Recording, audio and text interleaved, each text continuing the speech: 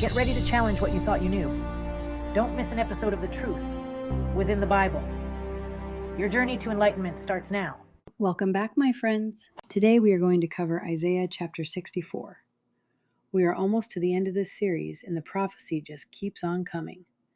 Before we get started, let's get that quick recap of the last video that covered Isaiah chapter 63 to catch us up. Overall, Isaiah 63 contrasts God's fierce judgment on enemies with his tender mercy toward his people, blending prophetic vision of future victory with a heartfelt cry for restoration based on God's past faithfulness.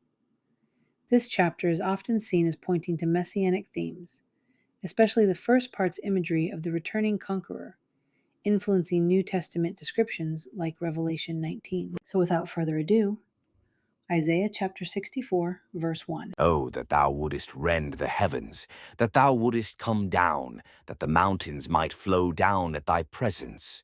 In other words, we're just praying that you will come back and shake things up.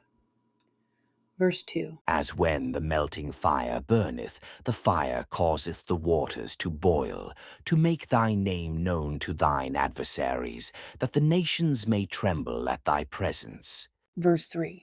When thou didst terrible things which we looked not for, thou camest down, the mountains flowed down at thy presence.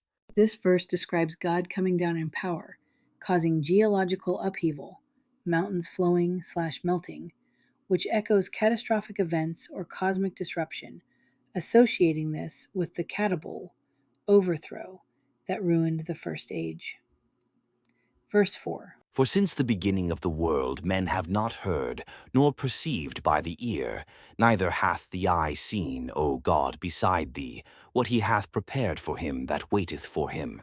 Now we go from the beginning to the very end. When you don't fall off to the false Messiah and you wait for our Father. Verse 5. Thou meetest him that rejoiceth and worketh righteousness, those that remember thee in thy ways. Behold, thou art wroth, for we have sinned. In those is continuance, and we shall be saved. And it still continues from the first earth age even to this age.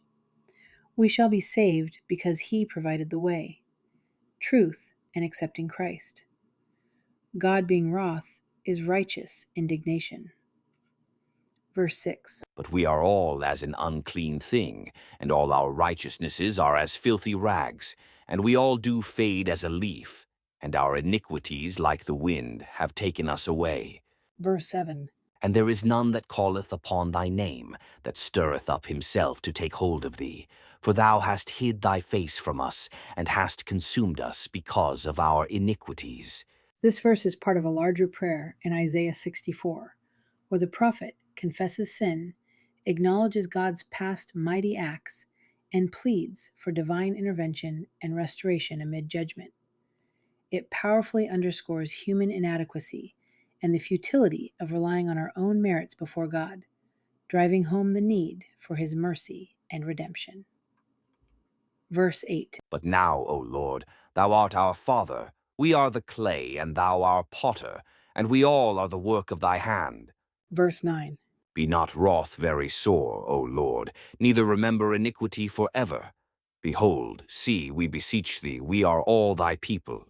Verse 10. Thy holy cities are a wilderness. Zion is a wilderness, Jerusalem a desolation. That's where Antichrist intends to appear, in the very city of Jerusalem. Verse 11. Our holy and our beautiful house, where our fathers praised thee, is burned up with fire, and all our pleasant things are laid waste. By the Canaanites and the Antichrist, it is abominable. Verse 12 to end the chapter. Wilt thou refrain thyself for these things, O Lord? Wilt thou hold thy peace and afflict us very sore? This prayer is asking God, are you going to put it off forever? Are you going to be silent about this? Is it going to be just more and more?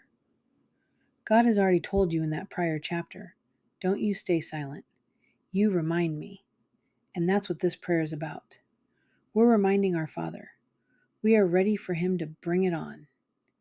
And naturally, the answer to this prayer is in the next chapter, which we will cover in the next video. We only have 2 chapters left to finish the book, so don't miss it. Also, if you would, Please like and subscribe so the truth can be carried out to more people. I would really appreciate that, and so would God, if you were listening. Join us for the next video in this Isaiah series, where we will get the answer to this prayer in chapter 65. Until then, stay strong, my friends.